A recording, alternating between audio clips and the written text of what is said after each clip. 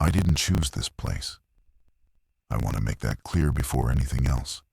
Because the internet, what's left of it, has a way of turning survival into heroism.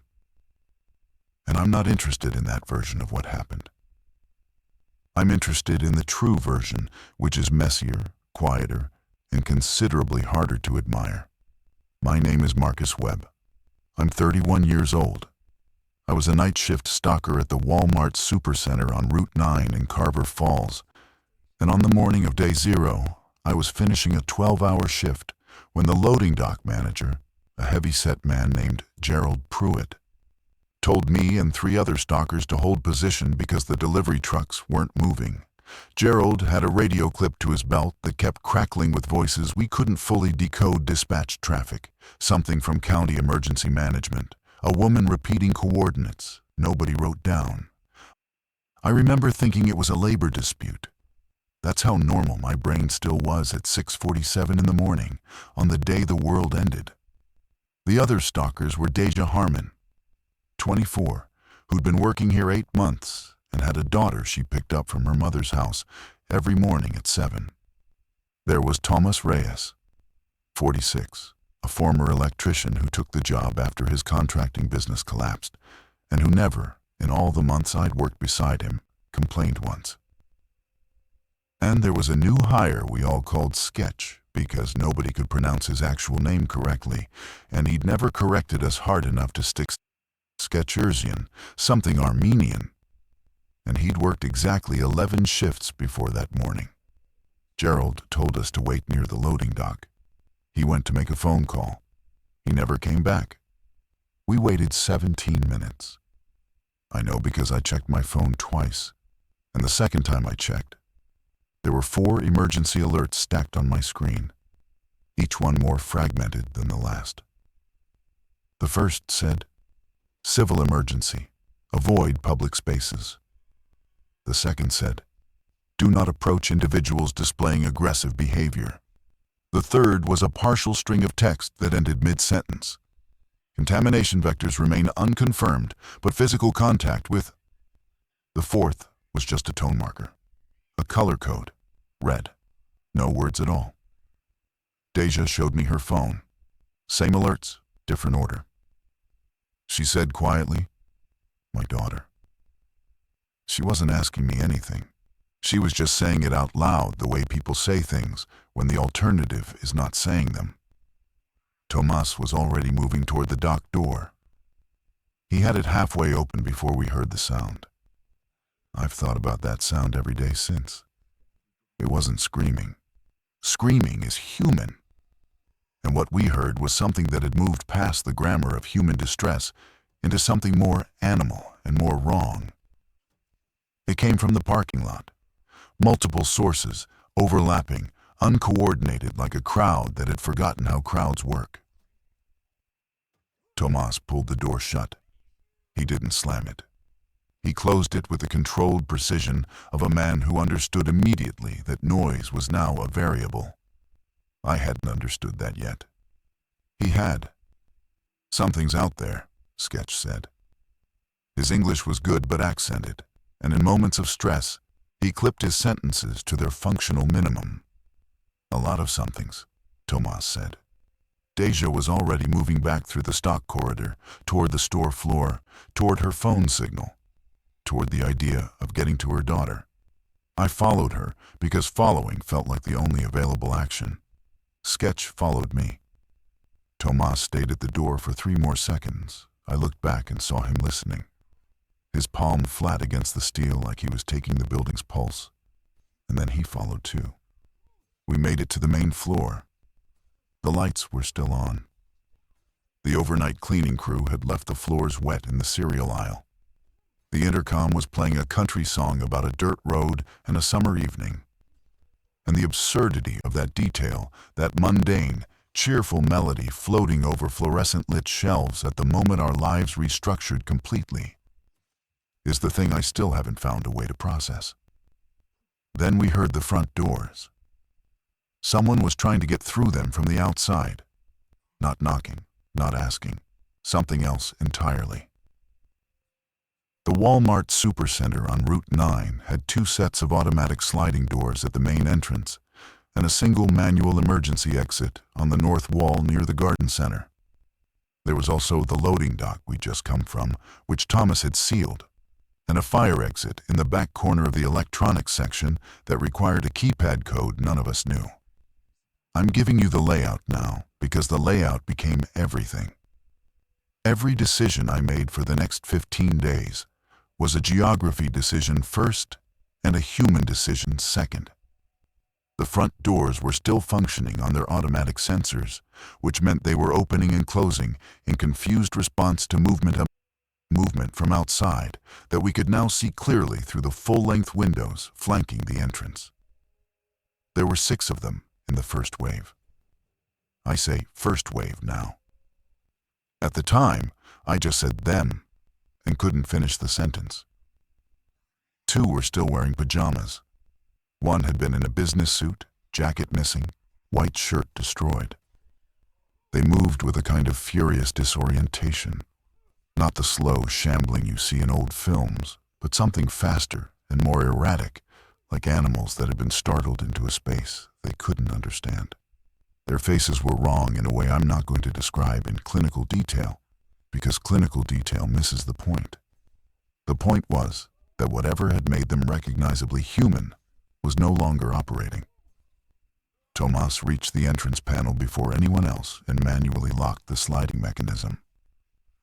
It was a key switch on the interior wall, standard emergency protocol, and I hadn't known it existed. Tomas had, because Thomas had worked a hardware store for 6 years before the electrician business and before this job and before everything. And he made it his practice to learn the mechanical architecture of any building he spent time in. That habit saved us in the first 4 minutes. Deja was on her phone in the middle of the main aisle, standing between a display of lawn furniture and a promotional tower of energy drinks, trying to reach her mother. The call wasn't connecting. She tried 4 times in the time it took Thomas to secure the entrance.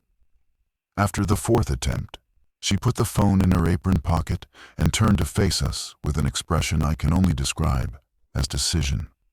Not calm, not courage. Just the hard, crystalline state a person enters when emotion becomes a luxury they can't afford yet. "We need to figure out what we're doing," she said. Tomas said we needed to check every entry point. Sketch agreed immediately, and I agreed immediately because agreeing was faster than generating an alternative. We split. Tomas and Sketch took the north wall and garden center exit. Deja and I went to the electronics section to find the emergency fire exit.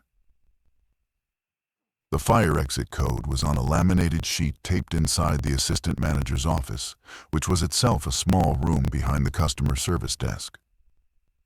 The office was unlocked. The laminated sheet was there, along with 3 uneaten granola bars, a sweating bottle of water, and a framed photograph of a woman and 2 children at a lake. I took the laminated sheet. I left everything else. Then I went back and took the water too, because something in my brain had already started converting the world into resource calculations without my conscious permission. The fire exit code was 7741. I entered it. The door was alarmed, a sharp electronic screech that lasted 4 seconds before I found the silence override on the interior panel. 4 seconds in a world where sound had become a threat felt considerably longer than 4 seconds. When the alarm stopped, Deja and I stood in the new quiet and listened. Nothing from outside the door. Nothing immediate anyway. We locked it from inside and went back to find Tomas and Sketch. They'd secured the garden center with a steel utility cart wedged under the bar handle, and a length of heavy chain from the hardware aisle looped through the push rail. Tomas's improvisation. Already he was building a world inside the store, while the world outside dismantled itself. For 40 minutes, the 4 of us walked the perimeter of the entire building. 40 minutes of testing glass, checking locks, identifying weak points, cataloging what we had. And what we had was enormous. I mean that literally the building was a supercenter, 185,000 square feet, stocked for a pre-outbreak Tuesday with full shelves and a functioning refrigeration system still running on grid power. We had food for hundreds of people for months. We had first aid supplies. We had clothing, tools, batteries, camping equipment, a pharmacy. What we didn't have was an exit that wasn't surrounded. By the time we finished the perimeter check, the parking lot had more than 30 of them, and the number was still growing.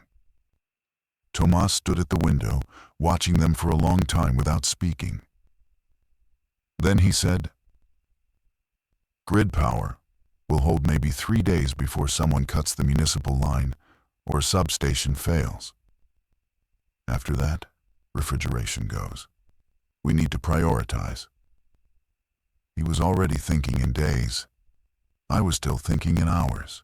That gap in temporal framing between the person who plans in days and the person still measuring survival in units of hours is one of the most important things I learned about crisis psychology. And I learned it watching Thomas Reyes stand at that window. I didn't know it yet, but Thomas would be gone by day 4. We ate breakfast from the deli section at approximately 8:30 a.m. on day 0, the prepared foods that would spoil first. Rotisserie chickens, still warm in their plastic containers. Packaged sandwiches. A tray of macaroni salad that Sketch ate 3 portions of with focused, mechanical efficiency. Nobody spoke much. Eating was a task, not a ritual. And we understood that distinction without agreeing to it out loud. Deja reached her mother at 9:15. The call lasted 2 minutes and 40 seconds. I know because I was standing 4 feet away and watching her face through the whole conversation. Not to intrude, but because her expression was the most reliable information source I had about the state of the outside world. Her mother was at home, her daughter was safe. The neighborhood was bad, but not yet impossible. Her mother said she'd locked the doors and turned off all the lights, and that Deja should stay where she was. When she hung up, Deja didn't cry. She said, "Okay," to no one in particular. And then she asked Thomas what he needed her to do. That was Deja Harmon in one sentence. That entire dynamic absorbed the emotional hit. Redirect to function defined her across the first 3 days in a way that made her indispensable, and also, I think in retrospect, made her fragile in ways none of us were qualified to see. We spent day 0 establishing control. Tomas led this with a quiet authority that nobody formally granted him and nobody questioned. He divided the store into zones: shelter, supply, medical, perimeter monitoring, and assigned each of us a rotation. Sketch handled hardware and tools, inventorying what we had for reinforcement. Deja organized the medical and pharmacy section with a thoroughness that suggested she'd done some kind of emergency preparedness training she'd never mentioned. I was assigned to food inventory and rotation planning, which meant counting, categorizing, and projecting consumption. A task that I realize now was Thomas's way of keeping me occupied, while I was still in the early, fragile phase of shock. Because I was shocked. I want to be honest about that. Thomas and Deja, and even Sketch, had stepped into functional mode within the first hour.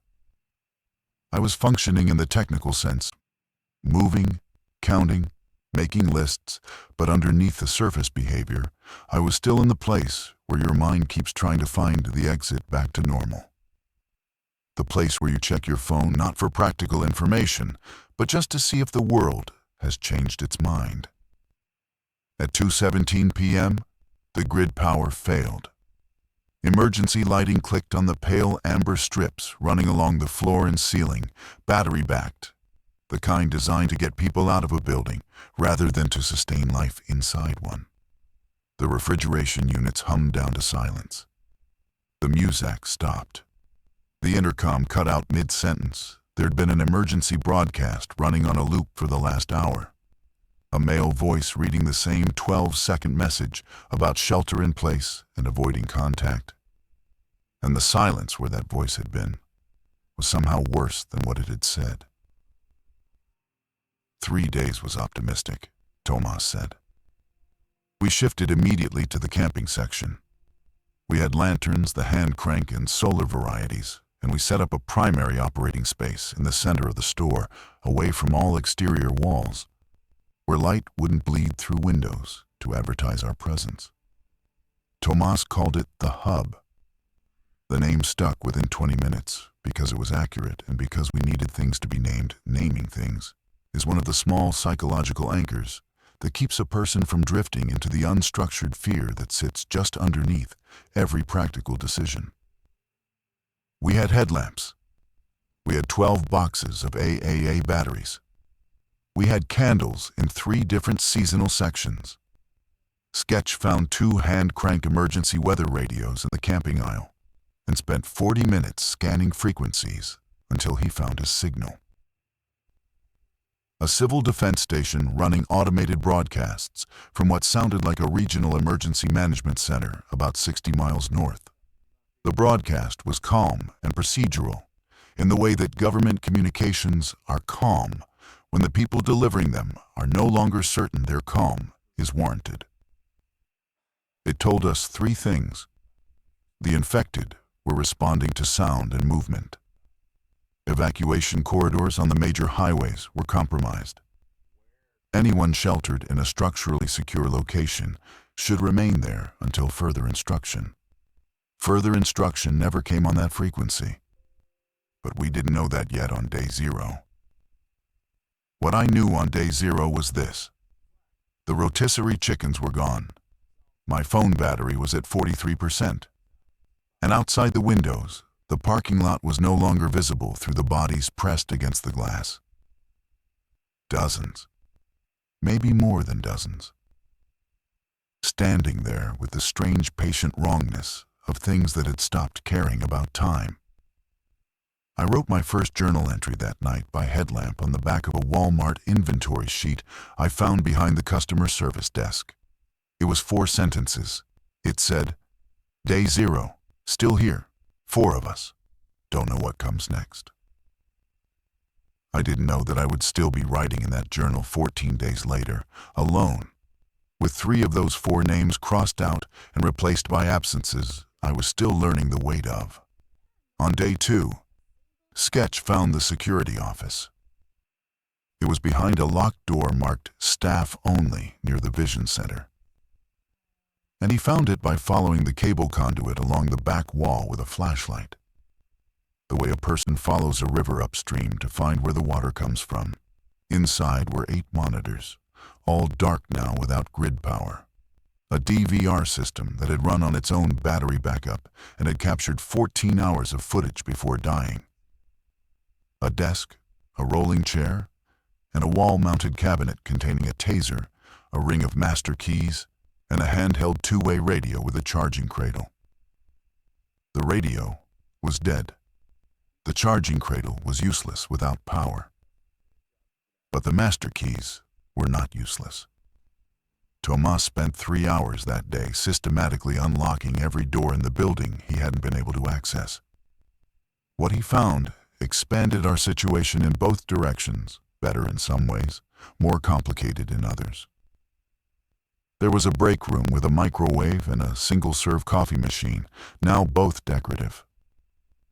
There was a manager's storage room with 12 bottles of water, a change box with $640 in cash that nobody touched because money had become the most useless object in the building, and a first aid kit more comprehensive than the ones on the shelf. There was a secondary stockroom attached to the main floor where overflow seasonal inventory lived in towering rows of shrink-wrapped pallets. And inside that stockroom were 27 cases of bottled water, 14 cases of sports drinks, 4 cases of protein bars, and a pallet of canned goods that had been prepped for a floor display that never got set up. We were not going to starve. That was the day 2 conclusion. The threat was not starvation. The threat was time. Time and what it would do to 4 people sealed inside a building together with no information, no rescue timeline, no confirmation that rescue was even a category that still existed. Deja was the first to say it out loud. We were eating lunch, canned soup warmed over a camping stove Sketch had found and set up in the hub, propane from a pair of camping canisters. And she said without framing or preamble, "We should talk about how long we're actually prepared to stay here." Nobody answered immediately. The camping stove made a soft hiss. Outside, distantly, we could hear movement against the building's exterior walls. Not a breach, just the ambient pressure of things circling. Tomas said, "As long as necessary." Deja said, "That's not an answer. That's a posture." It was the first time I'd heard anyone push back against Thomas, and the room, our improvised hub of camping chairs and battery lanterns and inventory sheets spread across the floor, became charged with the particular tension that forms when someone says the thing that the group has been organizing its behavior around not saying. I said that I thought we should try to signal outward use the store's exterior lighting system, somehow. Get a message visible from the air. Sketch said the power was out. I said the camping section had battery-powered string lights, and we had enough batteries to run them in a visible pattern. Tomas said that visible patterns would attract the infected before they attracted rescue. Deja said that rescue wasn't coming if we were invisible. Sketch said nothing, watching us, holding his soup cup with both hands. We went in a circle for 20 minutes. Then Tomas stopped it. "On day 5, he said, "we reassess the perimeter. If the density outside has dropped, if the parking lot has thinned, we consider a movement option. Until then, we are building capacity, not planning exit. Motion outside this building is the wrong choice right now." He was almost certainly correct. I know that now. The evacuation corridors were already dead by day 2. We'd later piece that together from radio fragments and from what I saw when I eventually did move. But at the time, his certainty read to me as control rather than calculation. And I resented it in the quiet way you resent someone being right when you needed them to be wrong. That night, I wrote in my journal, "Tomas is running this. I'm not sure if that's safety or dependency, maybe both. Ask which one is more dangerous." I never answered that question in the journal. I just kept asking it. Day 3 was the day I found the previous journal. It was in the security office, tucked inside the desk drawer under a flex cuff, and a lost and found receipt pad, a composition notebook with a Walmart logo printed on the cover. The kind we sold for school supplies in aisle 14. It belonged to a loss prevention associate named Kevin Dalloway, based on the name written inside the front cover in blue ballpoint pen. There was a phone number. There was a date from 8 months ago. There were 4 pages of notes about shoplifting incidents, car seat brand, suspect description, license plate, incident time, and then nothing. Kevin Dalloway had been keeping a mundane record of theft in a store that would later become my entire world.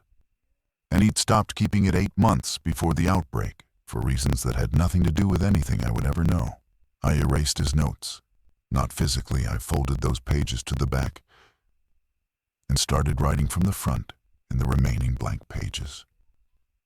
What I did to Kevin Dalloway's notebook was a small erasure, a quiet overwrite, and I've thought about it more than it probably warrants.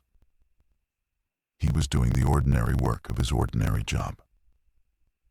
I turned his record book into a survival journal. The outbreak did bigger versions of that to everyone. Took ordinary containers and filled them with something no one had planned for. Day 3 brought the first internal crisis. Sketch, who had been our most capable practical contributor through the first 2 days, stopped eating at lunch. Not dramatically, he just set down his spoon after 2 bites and said he wasn't hungry. Tomas watched him. Deja watched him. Neither of them pressed it. That evening, Sketch told me, not the group, specifically me, pulling me aside into the camping aisle where we'd set up the lantern system, that he had a sister in the city. 17 years old, staying in a shared apartment near the university with 2 roommates. He'd had no contact with her since day 0. His phone battery had died on day 1, and he hadn't thought to ask for a charger. And by the time he thought to ask, I'd already put mine on the hand-crank charging rotation that Thomas had organized. He showed me a photograph of her on a dead phone screen, as if I could somehow see it. "She's smart," he said. "She would find somewhere safe." He wasn't asking me to confirm it. He was telling it to himself and using my presence as a container for the telling. I gave him the hand-crank charger that night, and he didn't sleep. He spent 6 hours trying to get 1 bar of signal. He didn't reach her. In the morning, he handed the charger back with the phone still dead and went to work reinforcing the garden center door without a word. That was the thing about Sketch that I keep returning to. He didn't perform his grief. He just absorbed it and kept working. In a different world, in a different context, that would have been the mark of an exceptional person. In ours, it was also the mark of someone pushing something underground that would eventually need to surface. Deja connected with her mother again on day 3, a 12-second call before the signal dropped, just long enough to hear that her daughter was okay, that they were holding. She came back from that call with the same expression as before, that hard crystalline decision face. But there was something different underneath it this time. A slight asymmetry around her eyes. The distance between what she was performing and what she was feeling was getting wider. And I could see the gap, even if I couldn't measure it. I wrote in my journal that night. We are all carrying separate weights. Nobody has shown anyone else what they're carrying. This is efficient. I don't know if it's sustainable. Day 4 was the last day with 4 of us.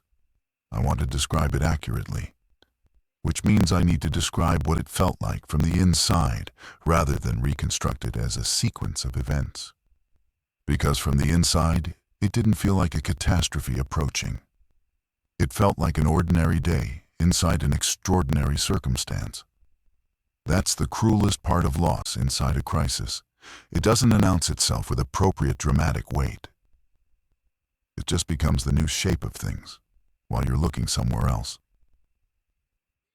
Tomas had been monitoring the parking lot from the high window in the stockroom throughout the morning. A slit window near the ceiling that required standing on the second shelf of a pallet rack to see through. At approximately 10 a.m., he came down and told us the density outside had changed. Not cleared, but shifted. The cluster at the main entrance had thinned. The north side of the building, the garden center side, showed a gap. He presented this information without recommendation. He laid it out the way a navigator reads coordinates, factual, directional, inviting interpretation without providing one.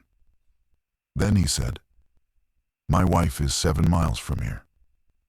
The sentence reconfigured everything. We'd spent 4 days in a kind of purposeful vacuum, not discussing what existed outside the building's walls in personal terms. We discussed the infected, the corridors, the broadcast information, the supply chain. We had not discussed the people who belonged to us. Tomas had enforced that discipline by example, and now he was the first to break it. Deja asked him what he was thinking. He said that the gap on the north side was real. The streets he would take were mostly residential, and that 7 miles was within range of a careful, experienced person who understood movement discipline.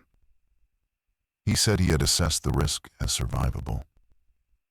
I told him I thought he was wrong, not because I was certain I wasn't, but because the broadcast had said the corridors were compromised, and because 7 miles of residential streets on day 4 of an outbreak was not the same as 7 miles under normal conditions, and because we needed him here.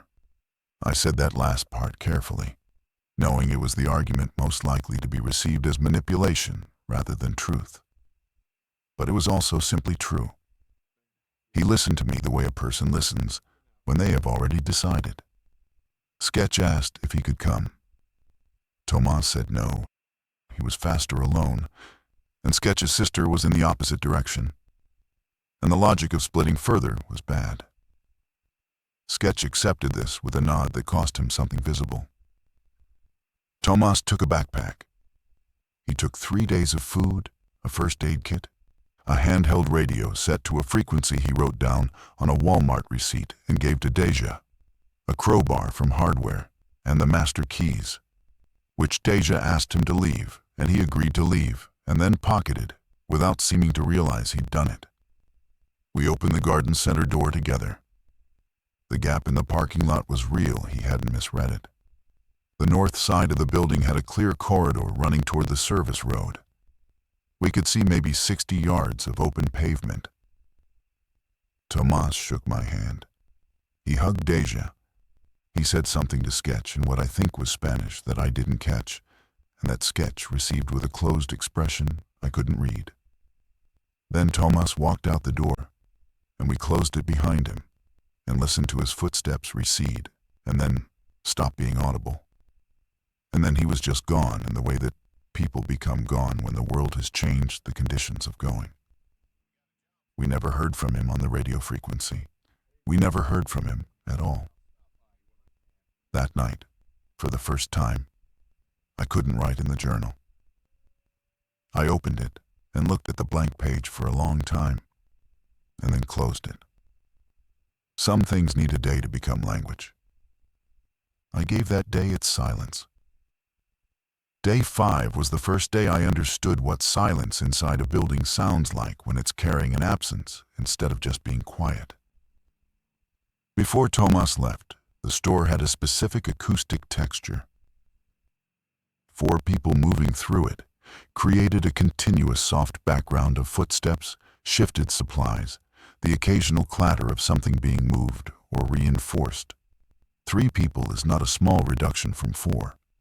3 people is a different architecture entirely. Deja and Sketch and I held a conversation at breakfast that would have been impossible on day 3. We talked about ourselves, not survival logistics, not threat assessment, but ourselves. Deja told us about her daughter, whose name was Amara, and who was 4 years old, and currently obsessed with a specific brand of juice box that, Deja noted with a complicated expression, was available in aisle 9, and she'd been avoiding that aisle since day 1. Sketch told us his sister's name was Nari, and that their parents had come from Yerevan when Sketch was 6 and Nari was not yet born, and that she spoke 3 languages and intended to become an architect. I told them about my apartment, which had a broken blinds mechanism that I'd been meaning to fix for 2 years. I told them about my cat, Hendrix, who I'd left with a neighbor before my Thursday night shift, and who was now, as of day 5, almost certainly being fed by someone who had no idea what had happened, or by no one at all. The specificity of that a cat, a broken blind, a neighbor's address I couldn't reach was absurd in context, and also completely real. Loss doesn't organize itself by scale. It arrives in whatever shape it arrives in. After breakfast, I checked the journal and made my day 5 entry. Down to 3. The building is the same. We are not the same. At noon, we heard the first sounds from inside the building. Not from outside, inside. A soft, erratic impact sound from the direction of the stockroom, not rhythmic, not mechanical. Wrong in the specific way that wrong sounds are wrong before you can name what makes them wrong. Deja heard it first. She held up a hand and we all stopped moving and stood in the hub listening. And the sound came again, and then a third time, and then stopped. Sketch took the crowbar we'd been keeping in the hub since Thomas left with the one from hardware. I took a handheld flashlight. Deja took the taser from the security office cabinet. We moved to the stockroom door as a unit. The three of us spread across the corridor with maybe 4 feet between each person, moving with the careful, deliberate quiet that had become our default physical mode after 4 days of treating sound as a liability. The stockroom was clear. No breach, no visible entry point. But on the far side, near the secondary emergency exit, the one with the keypad, the motion sensor light had clicked on. Emergency battery backed. It was on because something had moved near that door recently enough for the sensor to register it. The door was still secured, keypad intact. 7741, still the code. But on the floor near the base of the door, pushed through the gap at the bottom, a gap of no more than half an inch, was a folded piece of paper. Sketch picked it up. Deja and I crowded beside him. The paper was a page torn from a notebook, and on it, in pencil, in handwriting that was controlled but effortful, someone had written, "There are 3 of us outside. We have been here since day 2. We are not infected. Please respond." Under that, a knock sequence. 4 knocks, pause, 2 knocks. We stood in the cold, amber emergency light and read that note 3 times in silence. Then Deja said quietly, "We have to decide right now what kind of people we are." She didn't mean it as a moral challenge. She meant it as an organizational question, because the decision to open a door in that world wasn't a decision about hospitality. It was a decision about probability management, about whether the humanity of the note outweighed the risk of what might be behind it, and whether the algorithm of survival could even accommodate that kind of question. I knocked back. 4 knocks. Pause. 2. Deja looked at me. Sketch looked at me. 4 knocks came from outside. Pause. 2. "Okay," I said. We opened the door with the taser forward and the flashlight high, and every muscle in all 3 of us contracted against whatever we were about to find. What we found was a woman in her mid-40s named Patricia Ose, a man named Rodrigo Villanueva, who was approximately 60 and walked with a pronounced limp from a fall he'd taken on day 1, and a teenage boy named Cal, who was 16 and who had been with Patricia, his aunt, when the outbreak hit, and who had not spoken in 2 days. According to Patricia, though she said this quietly and with a precision that suggested she'd been monitoring his silence and had a theory about it, she wasn't ready to share. They'd been sheltering in the garden center since day 2. Hidden inside a large storage shed that was part of the garden center's outdoor display, a 12 by 10 wooden structure meant to showcase shed kits. Locked from the inside using a hasp and padlock they'd found in the garden center hardware section. They'd found the secondary emergency exit on day 3 by following the building's exterior wall. They'd slid the note on day 5 when the parking lot noise pattern changed, and they calculated that if anyone was inside, the change might make communications safer. Rodrigo was a retired engineer. He'd done the probability calculation himself, explained Patricia, and determined that day 5 was the optimal contact window. We brought them in. We fed them.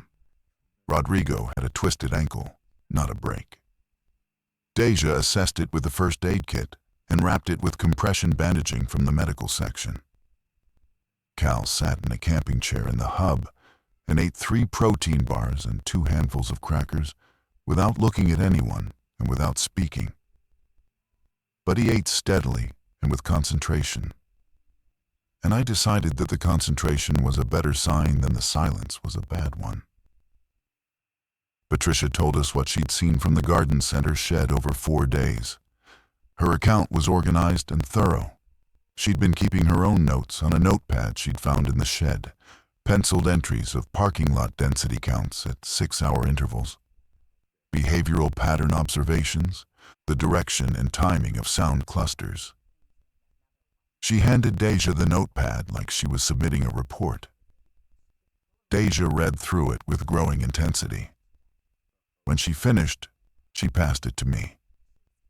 Rodrigo's probability calculation was in there too. A handwritten decision tree on the last page, variables labeled and weighted. The conclusion circled: contact viable day 5, secondary exit, morning hours. You've been running parallel operations for 2 days, I said. We had to, Patricia said. We didn't know if you were stable. That word, stable, landed with unexpected weight. She'd been assessing us from the outside, the same way we'd been assessing the threat from the inside. And her framework was identical to ours. Threat evaluation, resource consideration, decision timing. We'd been doing the same thing on opposite sides of a wall for 2 days without knowing it. 6 of us now. 2 groups merged into one without a formal structure to govern what came next. That night, I made the longest journal entry since day 0, 2 full pages on inventory sheets, front and back, about the question of internal governance, about whether a group of 6 people in a Walmart needed rules, or whether rules were what you built when trust had already failed. Patricia had brought order with her, organically, without requiring authority. Rodrigo had brought analytical rigor. Cal had brought a kind of weight that none of us knew yet how to carry for him. I wrote at the bottom of the entry, "We are 6. We are also very different things. I don't know yet if different things can become one thing, or whether they should." Day 7 was the inflection point, though I didn't name it that until I reread my own journal on day 11 and saw what I'd written and hadn't recognized. The journal entry for day 7 reads, "In full. Good day. Supply rotation complete. Cal spoke at dinner. Patricia's parking lot count shows a 30% reduction in visible density since day 4. Rodrigo thinks the behavioral drift clusters moving away from stationary buildings toward sound sources in the distance is a function of a new stimulus somewhere north. Possibly military, possibly not. Radio signal on the civil defense frequency returned briefly at 2100 hours. A different voice, live, not automated. Said assets are being repositioned. Nobody could agree on what that meant. What I didn't write, what I wrote around without writing, was what happened between me and Deja at approximately 6 p.m. on day 7 in the pharmaceutical section, while we were rotating the insulin pens and other temperature-sensitive medications to a cooler we'd loaded with freeze packs from the frozen section, now defrosted, but still cold enough to buy us time. She told me she was thinking about leaving. Not immediately, not recklessly. She'd been calculating it the same way she calculated everything, with her hard crystalline logic operating beneath the performance of functional stability. Amara was 7 miles away. Not 7 miles the way Thomas's wife had been 7 miles through open urban corridors, but 7 miles through a residential grid she knew street by street because she'd grown up 4 blocks from where her mother now lived. She showed me her route on a store map, a laminated city grid we'd found in the travel section, and she'd annotated it in pencil over 2 days. Color-coded, timing estimates, contingency branches. It was not an impulsive plan. It was a plan that had been built slowly, carefully, in the margins of every other task she'd been doing since day 1. I didn't argue against it. That's the thing I want to note. Because arguing against it would have been the same mistake I'd made with Tomas, applying logic to a decision whose driver wasn't logic. Deja wasn't leaving because she calculated that it was safe. She was leaving because Amara existed and safety had become a secondary variable. What I said instead was, "Tell me what you need to make this the best possible version of this decision." She looked at me with an expression I hadn't seen on her face in 7 days. Something behind the crystalline surface, briefly visible. We spent 3 hours going through her plan together. We refined the timing, the kit, the contingency branches. Rodrigo joined us at some point. Deja had shown him the map earlier, I realized. And he added his own annotations in his precise engineer's hand. Patricia sat with Cal and didn't join the planning session, but when Deja and I came back to the hub, Patricia had packed a bag for Deja with supplies she'd selected without being asked. First aid, food for 3 days, a hand-crank flashlight, a whistle. Cal, who had been speaking in short, careful sentences since dinner on day 6, looked at Deja and said, "Come back and tell us if it's better out there." "I will," she said. She left on the morning of day 8. The parking lot density on the north side was at its lowest point since Patricia's count began. She moved across the gap with the focused, deliberate efficiency of someone who had rehearsed every step in her mind dozens of times. We watched from the stockroom window until she was out of the corridor's sight line. I went back to the hub and opened the journal and wrote her name at the top of a new page and left the rest of the page blank. Not because she was gone the way Thomas was gone, she wasn't, or I refused to believe she was, but because her absence needed its own space on the page that her presence couldn't fill yet. By day 9, the 4 remaining of us, Patricia, Rodrigo, Cal, and I, had developed a routine so established it had begun to feel like the texture of normal life, rather than the structure of survival. This was, I would later understand, both a psychological achievement and a quiet danger. Routine is stabilizing. Routine is also the process by which the extraordinary becomes invisible. And in a Walmart during a zombie outbreak on day 9, invisibility of the extraordinary was a risk I didn't have the framework to identify at the time. We were stable. Supplies were ample. The parking lot density had continued its gradual reduction. Something was drawing the infected northward in patterns that Rodrigo tracked with increasing analytical satisfaction, filling Patricia's notepad with new observations about movement behavior and apparent stimulus response distance. Cal had begun helping Rodrigo with the counts, standing beside him at the stockroom window and calling out numbers in a quiet, reliable voice. I watched them up there one afternoon, the 60-year-old engineer with his bad ankle and his clipboard, and the 16-year-old who'd stopped speaking for 2 days, and the image was so incongruously ordinary that it made something in my chest do something complicated. Not grief exactly, not relief. Something that lived between them. My journal entry for day 9 has a line I've returned to more than any other entry in the whole record. It says, "I read back through this journal today, from the beginning. I have been describing events with remarkable consistency. What I have not described, even once, is what I'm actually afraid of." That observation arriving unbidden, mid-entry, while I was writing about something else, entirely stopped me.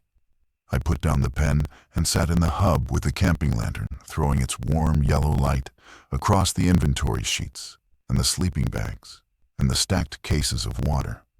And I tried to identify, concretely, what I was actually afraid of. Not the infected. Not starvation or dehydration or structural failure. Not running out of batteries or propane or medical supplies. Those were fears, yes. But they were fears with shapes I could work with, problems with potential solutions, variables with upper and lower bounds. What I was afraid of was something I'd been writing around for 9 days. The same way I'd written around Deja's plan on day 7. The same way I'd left Tomas's final day as a sequence of events, rather than a felt experience. I was afraid that this was permanent. Not the outbreak. I hadn't yet let myself think in terms of the world after. I was afraid that something inside me had already permanently reorganized. Me. And that even if the outbreak ended tomorrow and the doors opened and the world resumed, I would not be the person who walked back into it that I'd been before I walked in here. That fear doesn't have a practical solution. You can't crowbar it. You can't seal it with a utility cart and a length of chain. You just carry it alongside everything else. and keep counting soup cans and charging batteries and doing the work. On day 10, Patricia got sick. Not infected. A respiratory infection fever, chest congestion, productive cough that woke Rodrigo in the night and woke me shortly after. We had antibiotics in the pharmacy, but without her prescription history, without knowing the source organism. Giving her antibiotics was a decision with its own risk profile. Rodrigo made the call. He was not a medical doctor, but he was rigorous and calm, and he had read the pharmacy reference manual in its entirety over days 6 and 7 with exactly this kind of scenario in mind. He selected the broadest spectrum option available and administered the correct dose, and sat beside her through the night taking notes on her symptom progression. She was better by day 11. But the 2 days of her illness had changed something in the group's composition. Cal had been sleeping near Patricia since day 1. She was family, the only family he had present, and watching her sick had undone something in the functional armor he'd been building. On day 10 evening, he came and sat next to me at the hub table while I was writing, and didn't say anything for a long time, and then said, "Are the people we're waiting for going to come?" I could have given him the civil defense answer. Assets repositioning, shelter in place, maintain position. I could have given him the probability answer. High density reduction trend, improving conditions. Day 14 realistic assessment window. I gave him neither. "I don't know," I said. "But we're better off in here than out there until we do." He nodded slowly. "That's what Rodrigo says." "Rodrigo is usually right." A pause. Then, "He's scared too. He's just better at hiding it than everyone except you." I looked at him. He looked at the table. "Except me," I said. "You write it down," he said. "So you don't have to carry it in your face. That's pretty smart." I didn't know what to say to that, so I gave him a clean inventory sheet and a pen, and I went back to my own writing.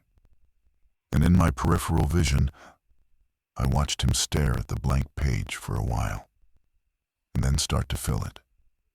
Day 11 arrived with a different quality of light through the stockroom window slit. Not different in any meteorological sense. The sky was the same overcast gray it had been since day 3, but different in the way that day 9's journal rereading had changed the quality of my own internal light. Once you name the thing you've been avoiding, it illuminates differently.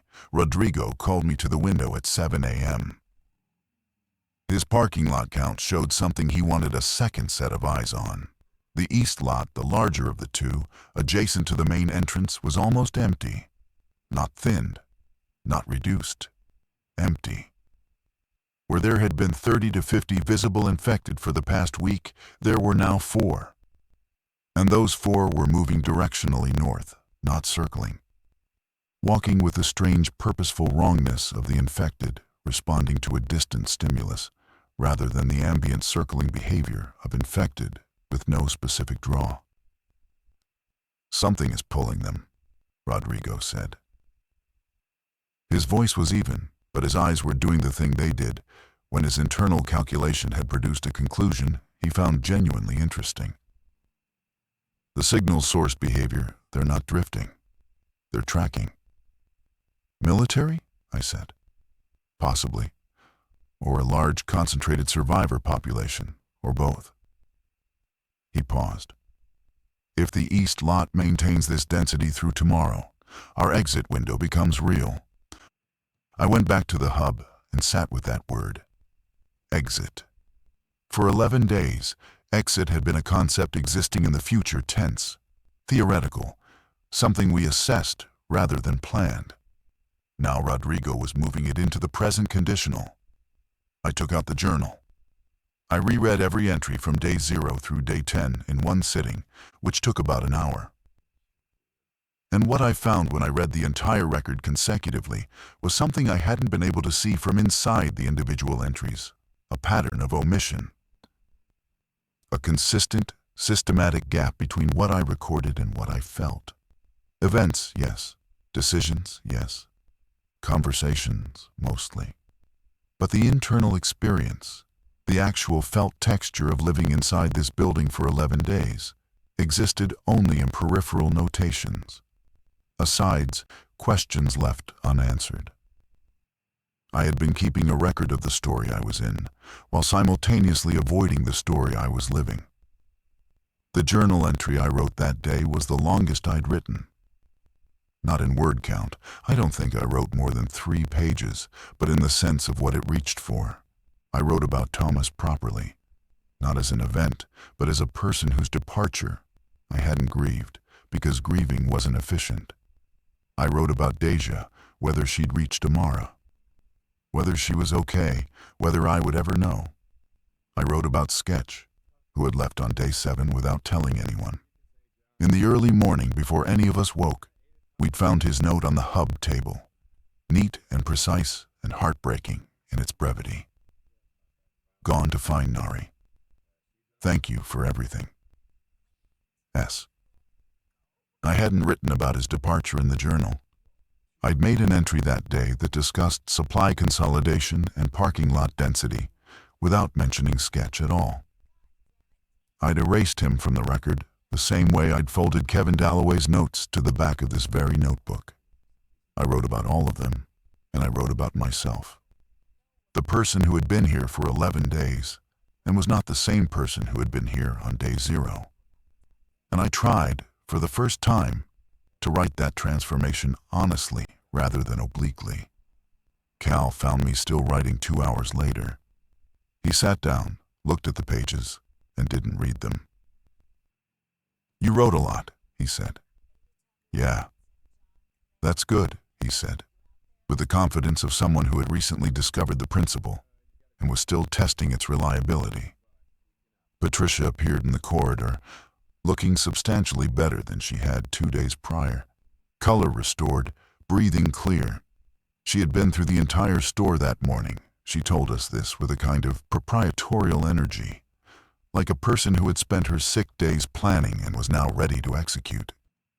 And she'd identified 12 items we'd missed in our original inventory that would be critical for any exit kit preparation. Exit kit preparation. She was already there. Rodrigo had moved us there with his window count this morning, and Patricia had walked to meet us. I closed the journal. I looked at the 3 of them, Patricia with her notepad, Rodrigo with his clipboard, Cal with his inventory sheet now covered in his own careful handwriting. We were going to leave. The building that had been our world was going to become a building we used to be in. And I didn't know yet what that would feel like from the outside. Day 13 was the day I made the decision that I keep returning to. Not the decision to stay instead of evacuate on day 0. That wasn't really a decision. It was a circumstance that hardened into one retroactively. Not the decision to open the door for Patricia and Rodrigo and Cal. That was the right call, and I've never second-guessed it. The day 13 decision is the one that kept me inside while the others prepared to leave. And I want to describe it with the accuracy it deserves, rather than the justification it would be easier to offer. The east lot had been clear for 2 consecutive days. Rodrigo had tracked the infected movement and calculated a window early morning. Day 14, where density across all monitored sight lines was at its historical minimum. He'd planned a route printed on the store's laminated city grid with Patricia's annotation system. They had exit kits built. Cal had his own pack, assembled with a thoroughness that reflected his 2 weeks of absorbing everything Rodrigo demonstrated about kit discipline. We were 4 people with 4 packs, and 1 exit window and 1 plan. On the evening of day 12, Rodrigo found me in the pharmaceutical section running a final medication inventory and said without ceremony, "Are you coming with us tomorrow?" I didn't answer immediately. He waited. He was good at waiting. "I don't know," I said. He nodded. He sat down on a footstool from the home section that had migrated to the pharmacy aisle over the course of our time here, and looked at his clipboard for a moment. Then he said, The building is a tool.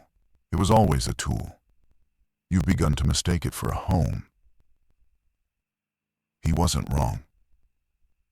That's the thing about what Rodrigo said. He was never wrong in the way that precise people are sometimes wrong, by being technically correct and humanly off target. He was both correct and accurate. I had begun to treat the building as home. I had organized my days inside it, developed my systems, learned its geography with an intimacy that had no practical application beyond its walls.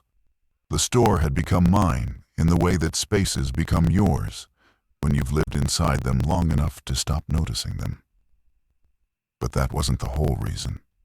The full reason was harder to say and harder to justify. I had a record here. 15 days of documentation, not just my journal, but the inventory sheets, Patricia's parking lot counts, Rodrigo's clipboard entries, Cal's handwritten pages, a record of what had happened in this building, to these people, across these days. A record that existed nowhere else. If we all left, and the building was subsequently destroyed or compromised, that record would disappear. And I had something else. A responsibility I'd been circling for 3 days without naming. If Deja or Sketch or Thomas came back, if any of them returned to the building looking for the group and found it empty with no trace, no indication of where we'd gone, they would be abandoned in the place they'd returned to for safety. I'm aware these reasons exist on a spectrum from reasonable to self-constructed. I'm aware that a person can build compelling justifications for almost any choice, particularly the choice to stay in the place that feels safest. I'm not presenting these reasons as unimpeachable. I'm presenting them as what I actually thought, which is what this journal was always for. Rodrigo listened to all of it without interrupting. When I finished, he was quiet for a long time. Then he said, "Leave them a map, leave them a note, leave them supplies. Those are the obligations. The rest is..." He paused. "The rest is what you need to work out for yourself." I told him I was staying. He shook my hand. It was a firm, long grip. The handshake of a man who has been saying goodbye to things his whole life and hasn't stopped being thorough about it. On day 14 morning, I watched Patricia, Rodrigo, and Cal move across the empty east lot with their packs and their kit discipline and their route plan. They were 50 yards out when Cal turned around and raised one hand, not waving, just acknowledging, the gesture you make when the words aren't available. And I raised mine back. And then they kept going, and then they were gone. I locked the door. I went back to the hub, which was no longer the hub in the same sense it had been when there were 6 of us, and then 4 of us, and then 3. It was just a space with camping chairs and lanterns and stacked water cases and evidence of occupation. I sat down. I opened the journal. I wrote, Day 14, alone. This is what I chose, sitting with that. Alone is a different country. I want to be careful not to romanticize it and also not to pathologize it, because what I experienced in the 36 hours between Patricia's group leaving and the moment I left myself was neither a breakdown nor a revelation. It was something quieter and more permanent than either of those things. The store without other people was larger and smaller, simultaneously larger, because every ambient noise had a new source I had to identify and trace.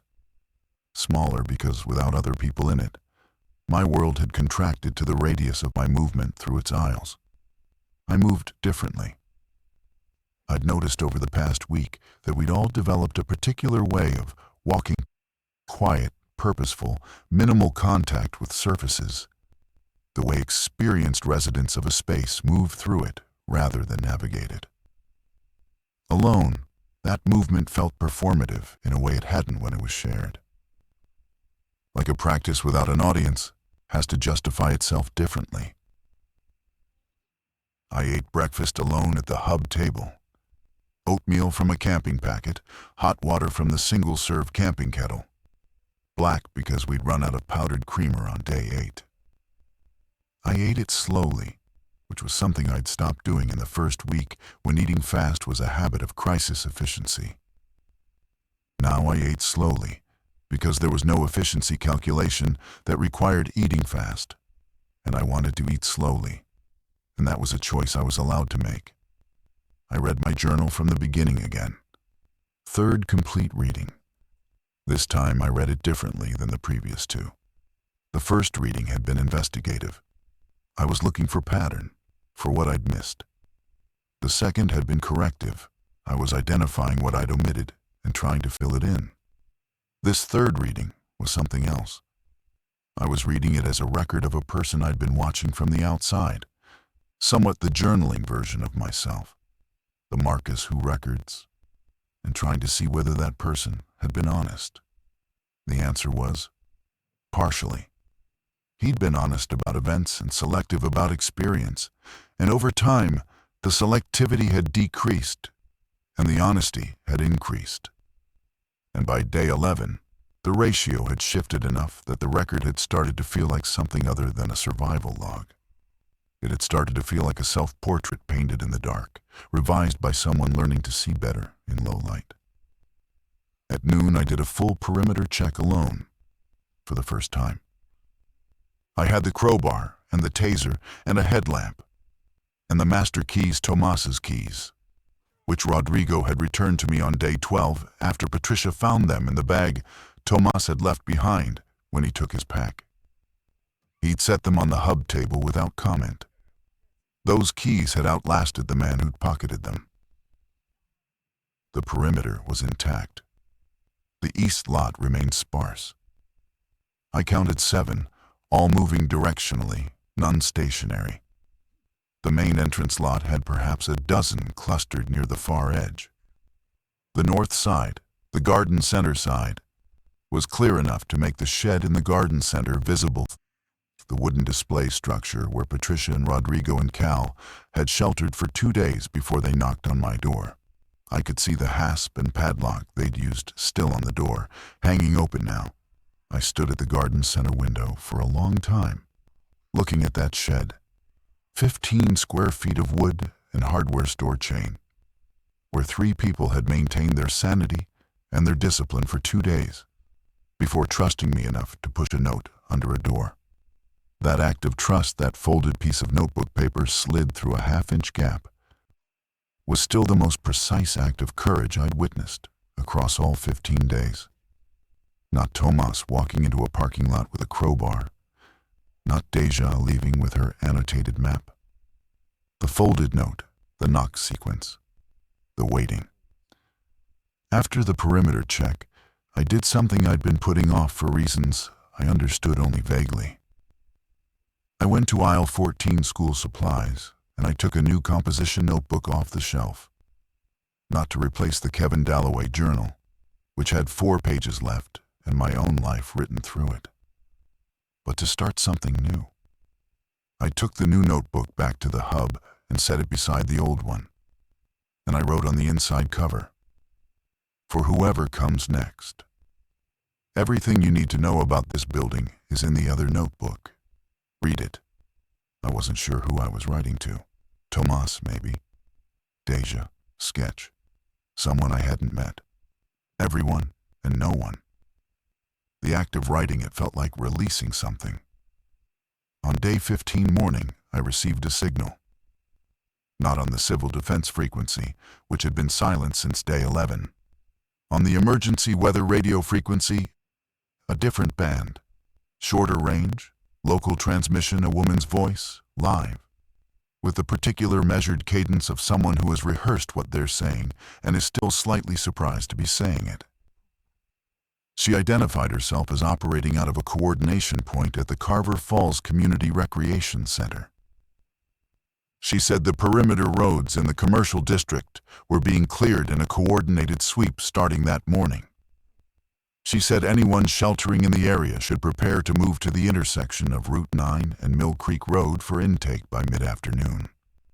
Route 9 and Mill Creek Road. The intersection was visible from the Walmart parking lot. I'd been staring at it for 15 days. I sat with the radio for 3 minutes after the broadcast ended, listening to the static where her voice had been.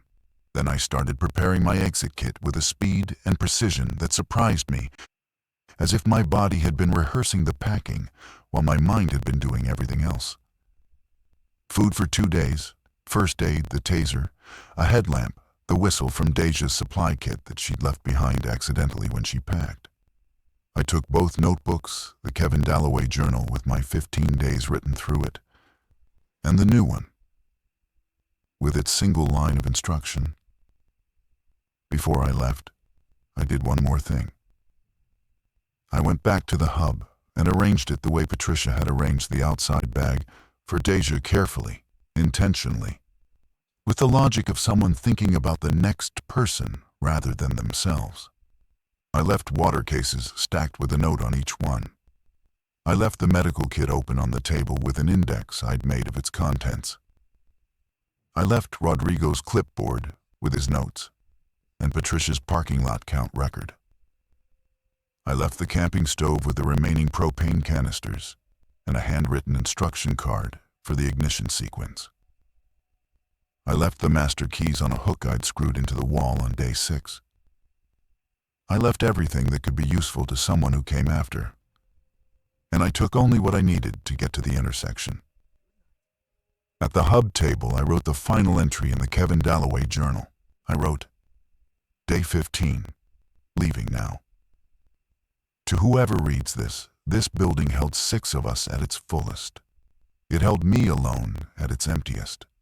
Everything you need is here. Use it better than I use the time. I closed the notebook and placed it on the table and walked toward the garden center door with my pack. The east lot was clear. 7 infected visible in the far distance, moving north, not turning. The morning air hit me as I pushed through the door, cold, sharp, the smell of November, and something chemical I didn't want to identify. But underneath that, something else. The smell of actual outside, of a world that was still a world, however damaged. I crossed the east lot with my pack and my kit and the whistle in my left hand, moving with the quiet, deliberate efficiency that 15 days in a survival structure had built into me so completely that it felt like a posture I'd carry for the rest of my life, because I would. That's not a metaphor. The way I moved through every parking lot, and every building and every corridor for the rest of my life would be different from how I moved before day 0. Some things get built into you and stay built. The intersection of Route 9 and Mill Creek Road came into view. I stopped at the edge of the parking lot. 2 vehicles were parked at the intersection, military pattern.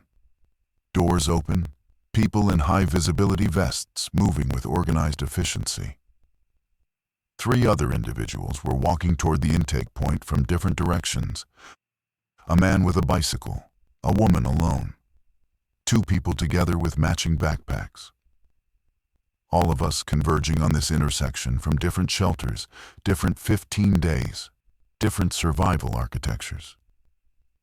I walked toward them. Behind me, the Walmart Supercenter sat in the winter morning light, unremarkable from the outside, exactly what it had always been from the outside. A big box retail building in a commercial district on a state road. Nothing in its exterior indicated what it had held. I didn't look back. Not because the looking would have hurt, though it would have. Because the thing I'd been inside for 15 days wasn't the building. The building was just the container. What I'd been inside was a condensed and unasked for education in the distance between what a person thinks they know about themselves and what conditions of genuine extremity reveal. You can't look back at something you're still carrying forward. I reached the intake point at 9:47 a.m. on day 15. A woman with a clipboard asked my name.